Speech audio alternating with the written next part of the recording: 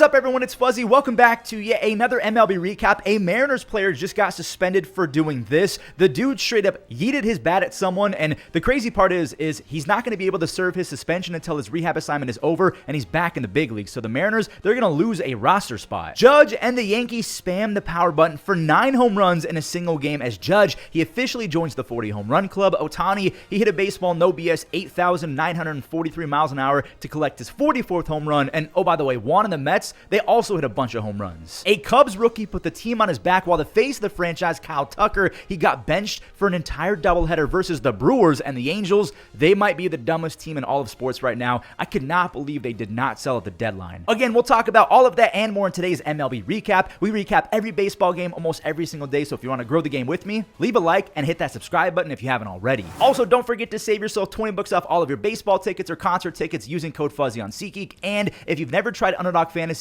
football's around the corner. If you download Underdog with my code Fuzzy and you enter in $5, they'll give you $50 instantly. This Brewers-Cubs doubleheader is a perfect example of baseball doing baseball things. Like, what do you mean the Cubs just swept the Brewers in a doubleheader without Kyle Tucker? The rookie Owen Caissie, they call him Red Lightning, he showed off all of his talent in these 2 games. That's a 2-run single. And the newcomer and MLB The Show legend Willie Castro went yard. Now, the Brewers, they did act like they were going to rally and take this game. Yelich, he hit his 26th home run, and they got it to a 4 spot, but then Red Lightning flexed his power. He drilled one the other way for his first career home run. He is officially on the board. He's going to have hundreds of those in my opinion. Matt Shaw, he completes the double play for Danny Palencia. He has 17 saves on the season. So like I said, Cubs take game 1 and game 2. Now, Andrew Vaughn did line one off of Jameson Taillon, who hasn't pitched in over a month, but Nico and Owen Caissie, they teamed up to tie it. Nico, he got on and stole his 20th bag of the year. Caissie, he is going to be a problem. This is his 4th RBI of the doubleheader. Owen, he then got on his horse. He's a big guy, but that's why they call him Red Lightning. He can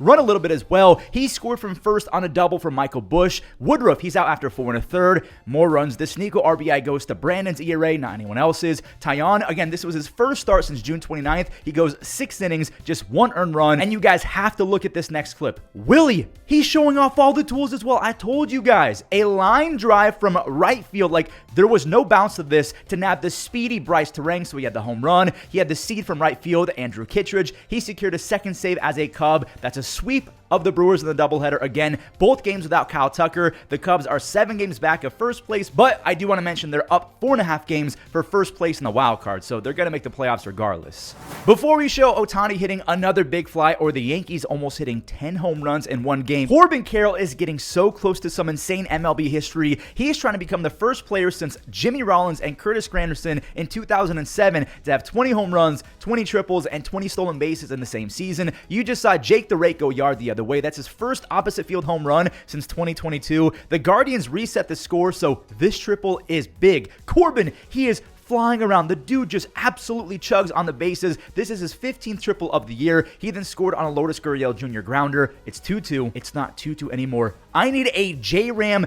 mega power streak, more than I need air to breathe. He has 26 home runs and 36 stolen bases. I need a 40-40 J-Ram card in MLB The Show. Perdomo, he almost lost his helmet on the swing and he found some grass. That's his 81st RBI. That's just crazy for a Gold Glove caliber shortstop. Corbin, his 2nd triple, retied it. That's his 16th of the season. Lourdes, he had a 2-run single for a 3 RBI game. And Andrew Southrank, he picked up his 2nd save. Can Corbin go 20-20-20? Let me know. The Bronx Bombers were back in this one. They hit 9 home runs for the 2nd time this year. Hitting 9 home runs in a game in a decade is pretty fun, but doing it twice in the span of a few months is insane. We are in the dog days of summer, and we know that because it has just been raining a ton all over the country. There was just lots of waiting around for Mother Nature to be done. Aaron Judge, he launched the first of 9 on an absolute meatball out the hand of Shane Baz. Bellinger, he made it 2 in a row. Judge has 40 home runs. Bellinger has 23. And Stanton has 13. He missed a few months, so 13 is still quite a lot. He goes back to back to back. That's the 3rd time the Yankees have done that this year. They're the 3rd team since 1961 to go back to back to back 3 times in one season, joining last year's Dodgers and again some team from 1961. A former Ray is up. Welcome back, José Caballero, one of the shortest home runs you can physically hit in 2025. That ball went 322 feet. Now it's Jazz Chisholm's turn. That's the 5th home run allowed by Shane Baz. That's Jazz's 22nd of the season. Giancarlo, his 14th of the year. That ball was scorched. Ben Rice, he joined the home run derby for his 19th of the season. Bellinger is at it again. Bellinger might hit 30. He has 24 on the season. He had 4 base hits in this one, and did Caballero do it again? He did. He had 2 home runs his first 96 games of the season, and then he had 2 in game number 97 against his old team. Of course he did. The Yankees have won 4 in a row. They might be back. I know this next game might seem a little bit random, but it also included some home run history, and of course, it's from Bobby Witt Jr. Now, Corey Seager and Vinny Pasquantino, they also launched some home runs. Corey has 19, but again, just like Stanton, he missed some games. Vinny, he has 24 on the season. Jock, he wants to bring back Jocktober. A win here gets the Rangers back to 4 games of the wild card, but here's the thing. It might be too little too late for the Rangers because they had a terrible start to the season. Now Yaz is tying things up for his 5th home run already as a Royal. So Mike Yastrzemski, he's been looking pretty good. And after an India hit by pitch, Bobby, he made history in a few different ways. He just became the youngest Kansas City Royal ever to 100 home runs, and he has 20 WAR, 100 home runs, and 142 stolen bases before turning 26. He just became one of 7 players to ever have 100 home runs and 140 stolen bases through age 25, joining Ronald Acuna Jr., Mike Trout, Hanley Ramirez, A-Rod, Barry Bonds, and one of the more underrated players ever, Cesar Cedeno. So Royals win big, and Bobby's making history again. Well, I don't know if a 5-2 game is winning big, but the Royals, they've been winning a lot lately. I think they've won 4 or 5 in a row. We'll talk about the Dodgers game right after this Jays game, because if the Jays lose, the Yankees can get back to within... Yeah, that's not happening. Runner in scoring position, Captain Kirk, he was at it again. It's not a double, though, because the runners had to see if it dropped. Kirk, he's out on the bases. Nathan Lucas is completely fine with that because now he gets a 2-run knock. Springer dingers are back. And as I was recording, Springer hit another home run. So this was his 20th. He now has 21. We'll talk about that in tomorrow's recap. Make sure you guys subscribe. He deleted that thing, by the way. The corkscrew helicopter finish on a ball off the plate that he pimped. Scherzer, he's trying to go for 5 innings. Miles Straw not only helped out once, but twice to help Max go 6 innings on just 1 earned run. Max is going to take Chris Bassett's spot, in my opinion. Captain Kirk, he did get his multi-RBI day. He has 3 home runs his last 24 hours. That's his 10th home run. He has an OBP over 360. He's the best blocking catcher in baseball. He's one of the best framers. He's back to being a top 3 catcher in baseball, like back to 2022 level Alejandro Kirk. The Jays still have a 5-game lead in the American League East. This rookie hit a really cool home run. I'm going to show this right now. I'm kind of hinting at it, but we'll get to that later because the Doyers, they are going off on Austin Gomber, who was one of the biggest fishes, if not the biggest fish in the Arenado trade. Just one of the worst trades ever. It's another rant for another day. Freddie and Teoscar, you just saw their RBI doubles, and Alex, he answered the call. I had to do it at least once, especially for his first as a Dodger. That is Alex Call's longest home run. He goes 453 feet. That's actually the longest home run by any Dodger this year, so he beat Ohtani. Maybe this is the fastest home run of the year. Ohtani, literally a bullet home run for his 44th home run, so he retakes the lead. Schwarber only has 43. Maybe we'll talk about Schwarber later. Brenton Doyle dented a baseball. I did want to show that for my Rockies fan base, and the kid, he hit his first. He is Eric Karros' kid. This is Kyle Karros, the first of his big league career, and it was against the Dodgers, his dad's former team. His dad was the LA Dodgers Rookie of the Year in 1992. He had 5 30 home run campaigns for the Dodgers. So again, Eric Karros, one of the bigger names in Dodgers history, just a fan favorite. The Dodgers scratched across a few more home. Will Smith, he got it to 10. Then 11. He had 2 RBI base hits to end it. The Dodgers are 72-54. A Padres loss here can improve the Dodgers' lead in their division to 3 games. And this is not a great start for your Padres fan. The grandson of the win used the win to hit it to the deepest part of Petco Park, but that's all that Pivetta would give up. Manny, he's going to even the score. This is his first RBI in 14 games. Jose Iglesias and Tatis, they added 2 more in the 4th. There was a single and a bases loaded walk. Tatis has been walking like crazy. I don't know if he's sacrificing power to learn the zone for the rest of his career because he has the best chase rates of his career and he's walking 13.5% of the time. He has a 370 on base, but again, the power has kind of been zapped. It's not scary because I feel like playoff Tatis is going to come back. Ryan O'Hearn, this guy has to play pretty much every single day. He's really felt underused so far in his short stint as a Padre. Nick Pivetta, he had everything working. He emptied the tank for 10 strikeouts. He only allowed 3 base hits. His ERA is back under 2.9. He has been awesome in San Diego. The Padres, they take it pretty easily. They're in second in the wild card, but they're 2 games back of first place in the West. I wanted to show this Boston game after the Royals game because Kansas City is basically storming the gates of the wild card and making Red Sox fans sweat a little bit. Boston, they have to clutch up and overcome this terrible 5th inning. Mountcastle had an RBI. Colton Cowser had an RBI double, so it's 2-1. It's about to be 3-1 on a Greg Weissert wild pitch. Just sloppy, inexcusable baseball this time of the year for the Red Sox. Nathaniel Lowe, he's up with a runner on his brand new squad. Lowe hit one high and deep. It's gone! Boston is right back into it, and they're trying for more. The bases are loaded for Trevor Story, who's been an RBI machine. Dang it. To extras we go. Aroldis, my goodness, 3 strikeouts in the 10th inning. He has a 1.1 ERA, and he might actually end up with 1,500 strikeouts as a reliever. The Red Sox, they got the bases loaded again. Holiday with the Boba Fett, Cad Bane, Wild West type flip. That ball was in and out of his glove in a hurry. And there's the rookie. He wins it for the Orioles. Not a walk-off, obviously, but Samuel Basallo, he did his job. He put the ball in play for an RBI ground out. Corbin Martin, you can see the emotion. He's yelling because that's a sweep. Another save for Corbin. The Orioles, they're 8.5 games back, so I don't know if they're going to make the comeback. But if they can keep beating the Red Sox and other AL East teams, I feel like Orioles fans, yes, the first half stunk, but they're going to feel a lot more confident going into 2026. The Red Sox wild card lead is down to 2.5 games over the Royals.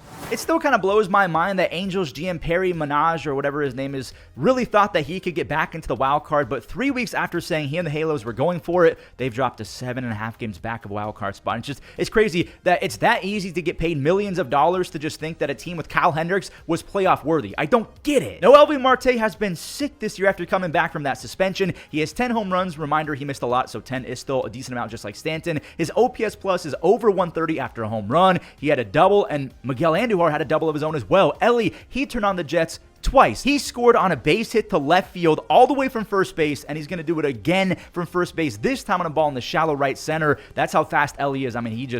He's a blur. Joe Adell, my lord, this is as perfect as you're going to get in real life. 452 feet. He then mashed another in the 8th inning. He has 28 home runs on the season. Now, that tied the game, but then TJ Friedl put the Reds up again on a sac fly. Gavin Lux had an RBI double. It would have been even more runs, but Benson, he got thrown out. Tony Santillan got the save, so the Reds, they've won 3 games in a row. They're 7 games over 500. They're 1 game back in the wild card. The Angels, again, they're 7.5 games back. They should have traded everyone, like absolutely everyone. It does not make sense that they do this every single year. They got nothing for Ohtani. They did the same thing last year, same thing this year.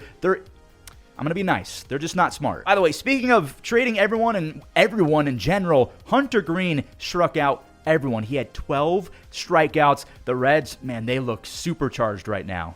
Let's talk some AL East, shall we? Both the Phillies and the Mets are on some win streaks. Can the Mets keep it up? We'll talk about the Phillies taking on Big Dumper and the Mariners right after this game, and then that suspension. Oh, this was one of those cakewalk nights for the Mets. It's 3-0 already off of Jake Irvin because Brandon Nimmo and Jeff McNeil had some base hits. I really thought that Jake Irvin was going to be better, but a 5-spot thanks to a 2-run laser beam from Mark Vientos ballooned Irvin's ERA to 5.3. Jake Irvin had a 16-game stretch last year. We had a 2.4 ERA. He even had an 8-inning shutout, 1-hitter against the Mets. Brett Beatty, at a kid, that ball was way out. He went 430 feet on the ambush for his 14th home run. Juan, he went solo again. Juan Soto goes 410 feet the other way for his 31st home run back in his old stomping grounds. McNeil, he secured, what was this, fourth home run for the Mets. The Mets have won 3 games in a row, and back to the Mets real quick because their starting pitcher struck out 10 across 8 innings. David Peterson, this is a big-time bounce-back start because he allowed 10 earned runs the previous 2 on a scale of 1 to 10. I want you guys to let me know, how afraid of the Mets are you if you're a Phillies fan or a Dodgers fan or a Padres fan or any other NL team?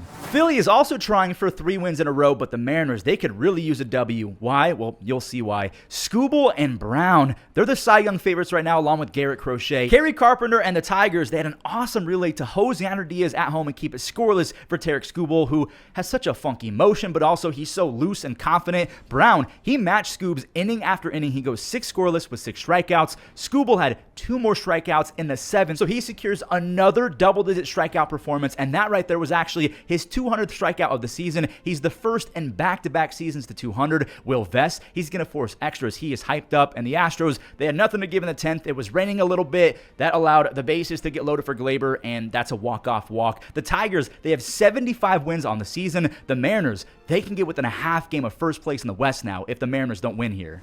Well, that's not what Mariners fans wanted to see. No, Kyle Schwarber, he rematches Ohtani with his 44th home run of the year. The Mariners fan base had a slight boost of joy on this Randy double that retied the game, but Philly erased that RBI double with quickness. Harper, he lifted a sac fly. J.T. Realmuto, he played at his first of 3 RBIs. There's the spoiler. He hit one of his furthest home runs later in this game. My friend Bryson Stott, he's been tearing covers off of baseballs. He's batting basically .320 with a .930 OPS his last 15 games. Christopher Sanchez, he and Paul Skeens are probably the top dogs now, with Wheeler maybe not being in the top 2 anymore just because I don't know if he's going to come back this year. Sanchez struck out 12 Mariners. Wait, hold on. It's tied. Gino's biggest hit as a second-time Mariner ties the game, but did you forget that JT had a 431-foot 2-run no-doubter home run? Matt Brash, he went from being unhittable to having a pretty forgettable and tough last week. Johan Duran secured his 22nd save. The Phillies, like I said, they're ahead of the Mets in the National League East by 5.5 games. But now it's time to talk about that suspension. Victor Robles, he was so close to being back in the big leagues when he got hit by an 89-mile-per-hour pitch and yeeted his bat towards Joey Estes, so MLB decided to hand him a 10-game suspension that will not go into effect until he's activated. So essentially the Mariners are going to lose a roster spot because once he's back, they have to ban Victor Robles. Victor was pretty upset that Vegas hit him, I think for the 3rd time in this series. Now, right before he got hurt, Victor was hitting .333 in the 7 games before he went on the IL, and that was after he went crazy with the Mariners last year after getting released by the Nationals. In 77 games last year, he hit .330 with 20 doubles and 30 stolen bases in 77 games, which is just kind of crazy video game type stuff. So he would have been a big-time addition for a Mariners team that, honestly, they're good, but they could have used them. What is going on down in Atlanta? A zillion runs were scored yesterday. Now they're doing it again. Naturally, Michael Harris kept his all-time blistering mega streak going. Like, this dude might actually be a super saiyan. Michael Harris had the worst OPS in the first half. He's been a top 2 hitter so far in the second half. He's batting .391 with a 1.139 OPS. That's just behind Shea Langeliers, who might have homered again. The Sox, they're up a run though. Kyle Teal, he moved his team up by 1 for like 4 seconds as Profar. He's on another planet as well. 440 feet. He has homered in 3 consecutive games, and the White Sox, they retook it. After Miguel Vargas and Lenin Sosa had some RBI singles, Luis Robert Jr. cleared the bases. Bryce Elder stinks. Can we please give up on him? He has a 6.3 ERA this year after having a 6.5 ERA last year. I don't know if he got broken by Bryce Harper in the playoffs or what. Kyle Teal, it is now a 10 spot for the White Sox. The kid has 4 RBIs. But Atlanta's making it interesting. Ronald had an RBI. Brooks Baldwin took a bases loaded walk. And Ozzy, it's a 2-run knock, so it's now 10-8, 10-9 on a Nacho Alvarez fielder's choice. And Harris, he's up a bunt. A bunt? Why, Michael Harris? Why are you doing that? But at least the rookie catcher is up now. And Drake, he was not joshing around. Drake Baldwin with the 2-run blooper for the lead and the W. Raisel Iglesias gets his 20th save because Michael Harris, he had the walk-off sliding catch. This kid is unreal. I know I kind of already spoiled it, but Shea Langeliers, he hit another home run, so he retakes his second half lead in home runs over Kyle Schwarber. Kyle has 14 in the second half. Shea now has 15. Shea is also 81st percentile in speed, so he's a fast catcher with insane pop time. Kurtz, we know that he's the big Amish. He was churning some butter after he reached second on this RBI double. Jacob Lopez, he's been insane lately, but he did have his shutout streak snapped earlier. Now he's allowing some earned runs because the first one was unearned. Brooks Lee and Jeffers, they both homered. Lopez did have 8 more strikeouts though, and he got a W. He's up to 111 strikeouts in 90 innings. Brett Harris, good for him. That's an RBI. Another Harris, Hogan Harris. He gets his first ever save as Soderstrom. He makes a back-to-back contest with a game-ending sliding grab. The A's are 15-8 their last 23 games.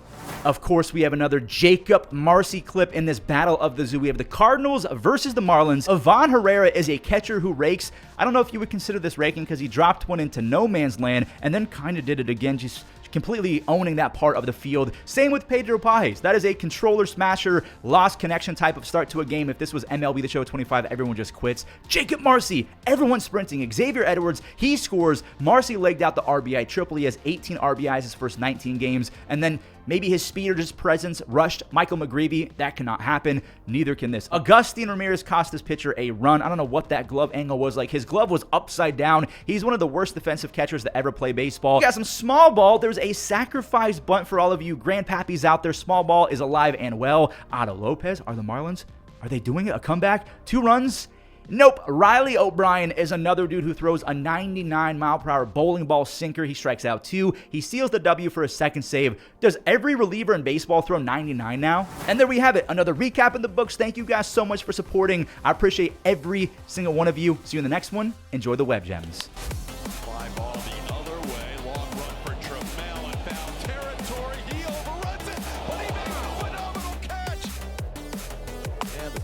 motion. Right back to Static with bare hands in and throws him out. That's a line to right field. It hangs up in the air. TJ Friedl leads things off against Kyle Hendricks. A slicing pop-up. Zach Neto. Bell hits one sharply. One hop off the glove of Beatty. Bare hands and throws across.